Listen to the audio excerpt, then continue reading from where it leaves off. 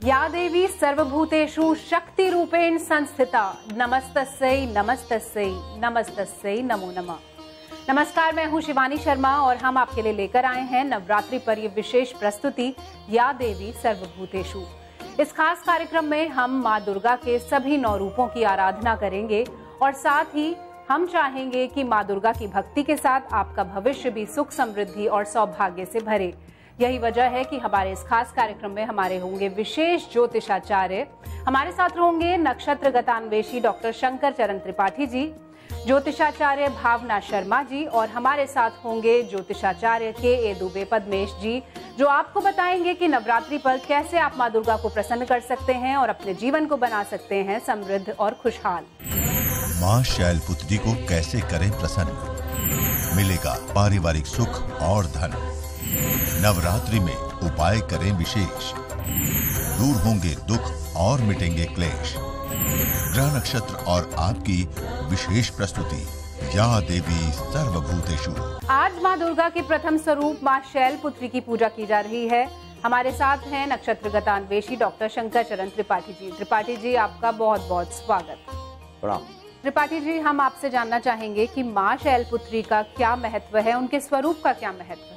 प्रथम में शैलपुत्रे, प्रथम दिवस पिता हिमांचल, माता मैना की पुत्री ये शैलपुत्री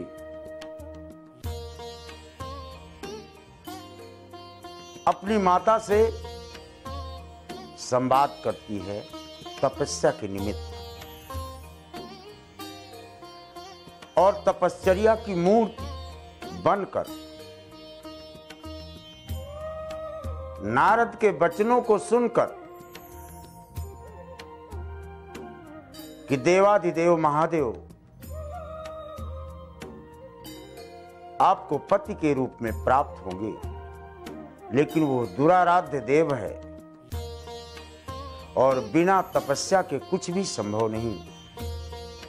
तब आज प्रथम दिवस में देवी अपने माता पिता के घर में ही शैलपुत्री का रूप धारण करके तपश्चर्या के लिए सफेद वस्त्र धारण कर, हाथ में कमंडल लेकर और एक कमल लेकर देवी आज पहाड़ से नीचे, पिता के घर से नीचे तलहटी पर उतरकर तपश्चर्या के लिए चलने के निमित्त उद्यत हो जाती है और संसार के कल्याण के निमित्त आज अपना देश काल और परिस्थिति के अनुरूप किस राशि को क्या देगी देवी, ये आप स्वयं देखें। तो मां दुर्गा का प्रथम स्वरूप बहुत ही अनोखा है, बहुत ही अलग है। लेकिन अगर हम बात करें राशियों की, तो अलग अलग राशियों के लोग कैसे मां को प्रसन्न कर सकते हैं और समस्त लाभ ले सकते हैं? आइए पूछ लेते हैं त्रिपाठी जी से कि मेष से कन्या राशि वाले जातकों को कैसे आज मां की आराधना करनी चाहिए।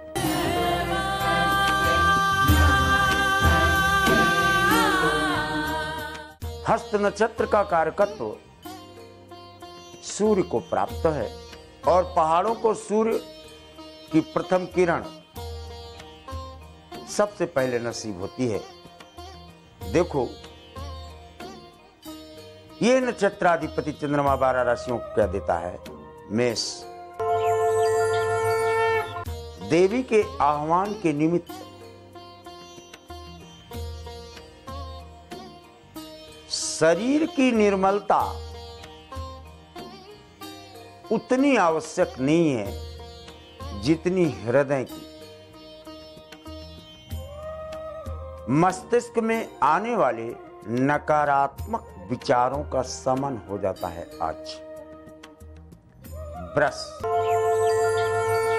कार्य क्षेत्र में प्रसन्नता के निमित्त देवी के आराधन में या देवी के आह्वान में मस्तिष्क के अंदर किसी भी प्रकार का राग, रोष, ईर्ष्या और दोष जैसे मस्तिष्क के असामाजिक तत्वों का प्रवेश किसी भी कीमत पर आज नहीं होना प्रासंगिक। मिथुन, व्रत, उद्यापन, पूजन, यजन में मन प्रवृत्त तो नहीं होता, लेकिन आह्वान कर लेने पर, जैसे अतिथि दरवाजे पर आया तो उसको जल इत्यादि ग्रहण कर आना सांस्कृतिक विरासत में प्राप्त है। ये भाव आज आतिथ्य सत्कार में आपको मिलता है। अंतर्द्वंद, कन्या का चंद्रमा और कन्या ही देवी के स्वरूप का पद्मासनस्थम कमल पत्राक्षी भी, इन्हीं कमलवत चरणों को लेकर कमल पर ही पैर रखकर ऐसे चित्र के सम्मुख आज देवी से शक्ति प्राप्त किया जाए प्रासंगिक कहता है। सिंह, समस्त दुर्गति का विनाश करने वाली माता के आह्वान का प्रमाण पीले आसन पर बैठकर किया जाना सर्वथा प्रासंगिक, सर्वथा शुभ है। कन्या, अप्रमत्तेन वेधव्यम, मन विचलित अवस्था को प्राप्त रहेगा इस चंद्रमा के कारण। सब कुछ भूलकर नेत्र बंद कर देवी का आह्वान किया जाना सुखद। तो मेष से कन्या राशि वाले आप कर सकते हैं मां की आराधना और पा सकते हैं मां का ढेर सारा आशीर्वाद। और अब जान लेते हैं कि तुला से मीन राशि वाले जो जातक हैं वो किस तरह से मां शैलपुत्री को प्रसन्न कर सकते हैं। त्रिपाठी जी, राजनीतिक कार्य हो, चाहे व्यापारिक प्रतिष्ठान हो, चाहे क्रीड़ा का मैदान हो, आज खजाना भरता है आपका देवी की कृपा से या आपकी तपश्चर्या के प्रमाण से। वृश्चिक, निर्मल, द्वितीय, शुभ्र वस्त्रों को धारण किए हुए देवी का आह्वान किया जाना आज शक्ति का द्योतक सिद्ध होता है। धानु, हाथ में पास, त्रिशूल, खंग लिए हुए देवी के चित्र का आह्वान आपके लिए मांगलिक कार्यों का सृजन ही नहीं करता, अपितु संतुष्ट और शांतिदायक भी सिद्ध होता है। मकर, प्रमाण यानी फल, फलों का वितरण, फलों का दान, फलों का अनुष्ठान, फलों का संकल्प, जो भी अनुष्ठान करते हैं अंगन्यास इत्यादि करने के उपरांत ही तब लक्ष्य केंद्रित किया जाए आज। कुंभ, परदेश में हो या देश में, घर में हो या बाहर, लेकिन आज की गई प्रार्थना शायद कई वाजपेयी यज्ञों का फल प्रदान करने में सक्षम है। प्रार्थना करना कदापि न भूले आज देवी की। प्रसन्न चित्त होते हुए भी प्रसन्नता अटखेलिया खेलने के लिए बेताब रहती है। इसके बीच में कोई नकारात्मक प्रश्नवाचक चिन्ह आता है, चरण पकड़ लेना देवी के या माता के कार्यसिद्धि का प्रमाण तभी मिलता है।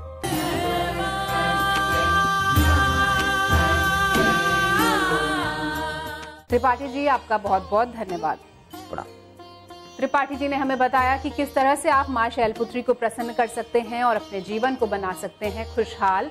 यहाँ वक्त है एक छोटे से विराम का, लेकिन कहीं जाइएगा नहीं, क्योंकि या देवी सर्वभूतेषु में ब्रेक के बाद हमारे साथ जुड़ेंगे ज्योतिषाचार्य के दुबे पद्मेश, जो आपको बताएंगे आज के दिन को आप कैसे बना सकते हैं अत्यंत लाभकारी। ब्रेक के बाद एक बार फिर आप सबका स्वागत है। आप देख रहे हैं हमारी विशेष प्रस्तुति या देवी सर्वभूतेषु, और अब हमारे साथ जुड़ चुके हैं ज्योतिषाचार्य के दुबे पद्मेश जी। पद्मेश जी, आपका बहुत बहुत स्वागत। नमस्कार जी। पद्मेश जी, आपसे यही जानना चाहेंगे कि मां शैलपुत्री को आज के दिन क्या विशेष प्रसाद चढ़ाया जाता है।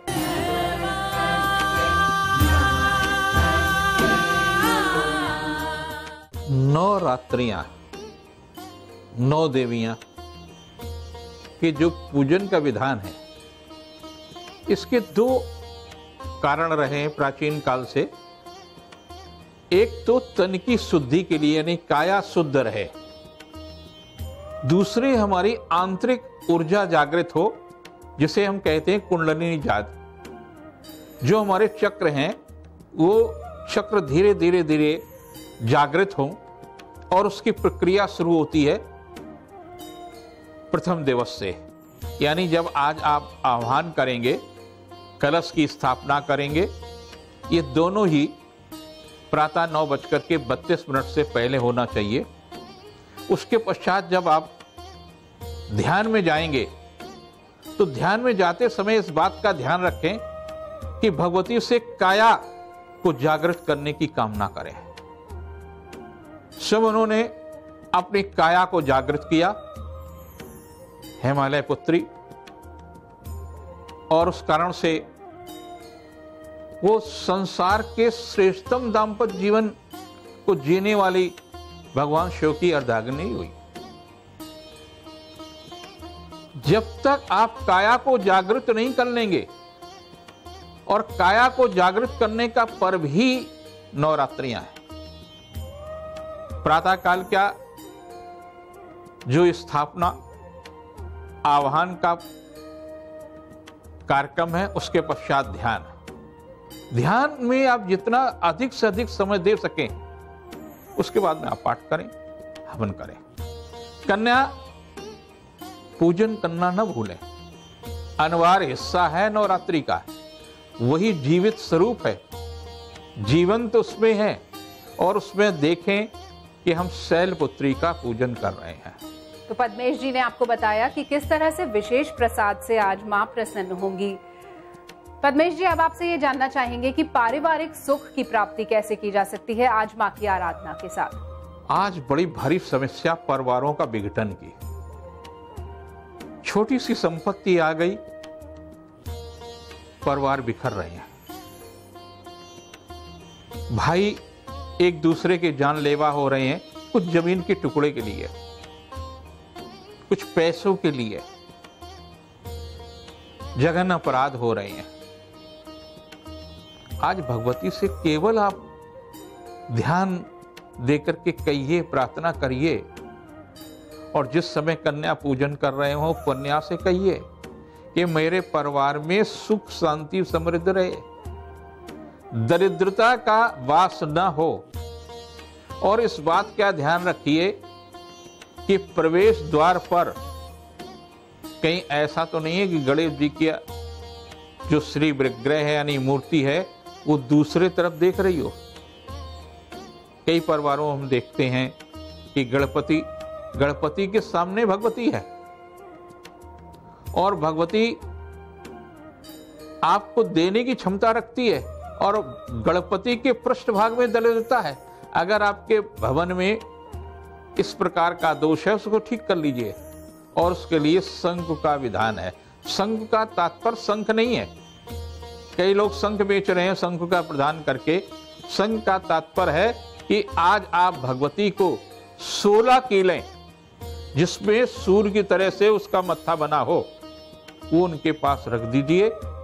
फिर हम बताएंगे कि उनको कैसे आप अपने मकान में कहां लगाएंगे, जिससे आपके घर में दरिद्रता दूर होगी। तो आप भी कर सकते हैं मां शैलपुत्री को प्रसन्न, और आपके परिवार में भी होंगी ढेर सारी खुशियां।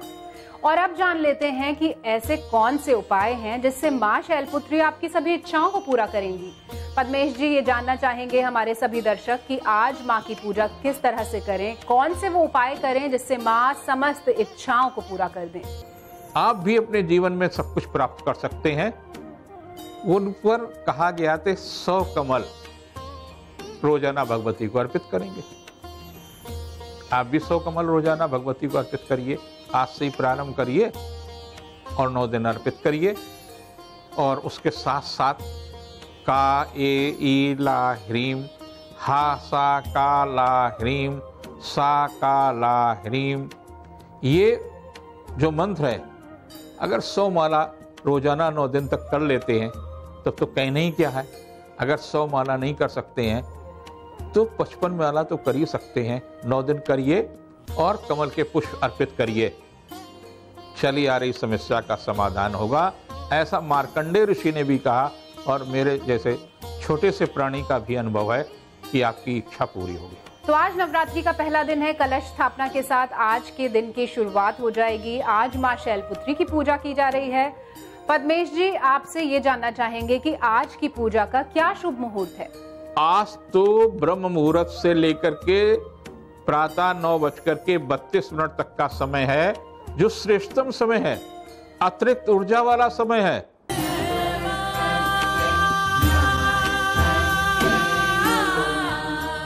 पद्मेश जी, हमारे साथ जुड़ने के लिए बहुत बहुत धन्यवाद। तो पद्मेश जी ने हमें बताया कि किस तरह से आपके परिवार में आज के दिन मां शैलपुत्री भर सकती हैं ढेर सारी प्रसन्नता, ढेर सारी खुशियां। यहाँ वक्त है एक छोटे से विराम का, लेकिन कहीं जाइएगा नहीं, क्योंकि ब्रेक के उस पार हमारे साथ होंगी ज्योतिषाचार्य भावना शर्मा, जो हमें बताएंगी कि माँ को कौन सा भोग और आसन है प्रिय। मां शैलपुत्री के पूजन की क्या है सही विधि? जीवन में आएगी सुख, शांति और समृद्धि। किस भोग और मंत्र से मां को मनाएं? जीवन से कष्टों को दूर भगाएं। देखिए ब्रेक के बाद। ब्रेक के बाद एक बार फिर आप सबका स्वागत है। आप देख रहे हैं हमारी विशेष प्रस्तुति या देवी सर्वभूतेषु। आज हम कर रहे हैं मां शैलपुत्री की पूजा और आपको बता रहे हैं कि कैसे मां को प्रसन्न कर सकते हैं।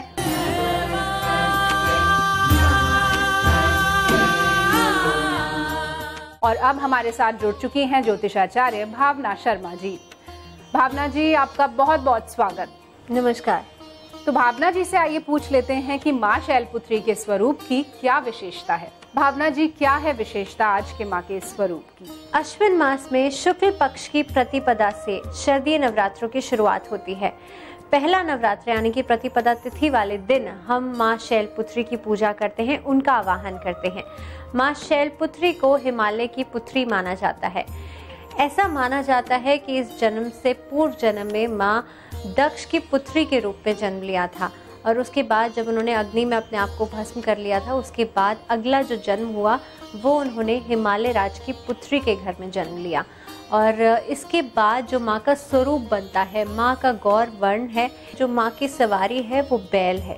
आज के दिन में जो लोग माँ शैलपुत्री की आराधना करते हैं उनको धन धान्य की तो प्राप्ति होती ही है, साथ ही साथ में उनकी जिंदगी में वैराग्य की भी उन्हें प्राप्ति होती है। उनके जिंदगी में संयम की उन्हें प्राप्ति होती है, क्योंकि माँ पार्वती जो हैं वो हमें सहना सिखाती हैं, सहन शक्ति अपने अंदर लाना सिखाती हैं और अपनी ज़िंदगी में सहजता रखना भी सिखाती हैं। तो आज का दिन, आज प्रतिपदा तिथि है, आज नवरात्रों का आरंभ हो रहा है। आज के दिन आप माँ शैलपुत्री का आवाहन कीजिए, उन्हें अपने घर में विराजित कीजिए। इसी के साथ साथ मैंने आपको कल बताया था कि घट स्थापना आपको कैसे करनी है, आपको जोत किस तरह से माँ के आगे लगानी है। इन सभी पूजा विधि के साथ आज के दिन में आप माँ का आवाहन कीजिए। बहुत ही अनोखा और विशेष है माँ शैलपुत्री का स्वरूप। आप भी दर्शन कीजिए, लाभ लीजिए। भावना जी, आपसे ये जानना चाहेंगे कि कलश पर जौ बोए जाते हैं, तो इसकी क्या विशेषता है? जौ बोने का मतलब ये है कि जब आप माँ के सामने एक मिट्टी का बर्तन आप ले लेंगे, उसके अंदर आप जब जौ बोते हैं तो इन 9 दिनों के अंदर जिस तरह से वो जौ बढ़ते जाते हैं, इसी तरह से आपके घर के अंदर सुख समृद्धि भी बढ़ती जाती है, आपके घर में आर्थिक तंगी नहीं होती। और जब 9 तिथियों के बाद यानी कि नवरात्रों के बाद जब दशहरे का दिन आता है, तो जब दशहरा पूजा होती है उसमें इन जौ का इस्तेमाल होता है। और इससे पहले जब आप माँ सिद्धिदात्री की पूजा करेंगे यानी कि नवमी तिथि वाले दिन जब आप कंजकों की पूजा करेंगे, उस समय में भी आप कंजकों को प्रसाद के रूप में पूरी और हलवा जब देते हैं, उसमें भी इन जौ को आप उनको प्रसाद के रूप में देते हैं। ऐसा कहा गया है कि जितने ज़्यादा आपके जौ बढ़ते हैं, फलते फूलते हैं, उतनी ही ज़्यादा आपके घर में बरकत आती है, आपके घर में आर्थिक समस्याएं जो हैं खत्म हो जाती हैं। तो कलश पर जौ बोकर आप भी अपने घर में समृद्धि और खुशहाली ला सकते हैं। भावना जी, अब आपसे ये जानना चाहेंगे कि माँ शैलपुत्री की बात हो रही है, पहला दिन है, सभी माँ को बुला रहे हैं और आराधना कर रहे हैं। माँ को कौन सा भोग और आसन प्रिय है, ये भी जानना चाहेंगे। बात करें अगर माँ के भोग की, तो आज के दिन में माँ को गाय के घी का भोग लगाने का बहुत ज़्यादा महत्व है। माँ शैलपुत्री जिस तरह से आज के दिन में आपके घर में विराजित हैं, तो आप माँ को जब आप माँ की पूजा करेंगे तो ग्रे कलर के आसन पे बैठ करके माँ की आराधना कीजिए। तो आप भी लगा सकते हैं माँ का प्रिय भोग और माँ के प्रिय आसन में बैठकर कर सकते हैं आराधना, ताकि माँ आपकी सभी मनोकामनाओं को पूर्ण करें। और आइए अब जान लेते हैं कि कौन सा है वो मंत्र जिससे माँ शैलपुत्री प्रसन्न होंगी और आपको देंगी आशीर्वाद। भावना जी, क्या है वो मंत्र? आज के दिन में आप किस मंत्र से माँ की आराधना करेंगे? सर्व मंगल मांगल्य शिवे सर्वार्थ साधिके शरण्ये त्र्यंबके गौरी नारायणी नमस्तुते। आज प्रतिपदा तिथि है, आज के दिन से नवरात्रों का आरंभ हो रहा है, तो आज इस मंत्र को कम से कम 11 बार या 21 बार आप माँ के सामने इस मंत्र का जाप करेंगे। भावना जी, आपसे जानना चाहेंगे कि माँ को लौंग अर्पित करने से क्या लाभ होता है? नवरात्रों के अंदर लौंग चढ़ाने का कल बहुत ज्यादा महत्व बताया था मैंने। तो लौंग को आपको किस तरह से अर्पित करना है? आपको अग्यारी बनानी है माँ के आगे। अग्यारी आप किस तरह से बनाएंगे कि गाय के उपले की अग्यारी आपको बनानी है, उसको माँ के सामने रखना है और उसमें आपको लौंग घी में डुबो करके लौंग चढ़ानी है। उसके बाद कुछ भी मिष्ठान, आप बताशा हो तो बताशा ले सकते हैं, बताशे को भी इसी तरह से घी में डुबो करके आपको उस अग्यारी में अर्पित करना है। ऐसा करने से आपके जीवन के सभी रोग या सभी कलेश और सभी विकार, सभी समस्याओं का माँ देवी अंत करती हैं। और जैसे कि मैंने आपको बताया था कि आज हम माँ पार्वती को माँ शैलपुत्री के रूप में पूजते हैं और आज माँ आपको सहजता जो है वो प्रदान करती हैं। तो आज के दिन से आप माँ से यही मांगेंगे कि अपने जीवन में आप हर तरह की समस्याएं, इस मंत्र को जपते समय आप इसी तरह का संकल्प करेंगे कि आज के दिन में आपके अंदर भी उस विकार का नाश हो।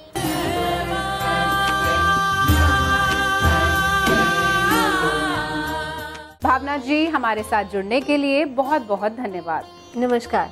तो नवरात्रि का महापर्व शुरू हो चुका है और शारदीय नवरात्र में या देवी सर्वभूतेषु के साथ हम भी हर दिन आपके लिए लेकर आते रहेंगे माँ के हर स्वरूप से जुड़ी महिमा, ताकि भक्ति के साथ आपका भविष्य भी उज्जवल बना रहे। इसी कामना के साथ आज दीजिए पूरी टीम को अनुमति। शुभ नवरात्रि। नमस्कार।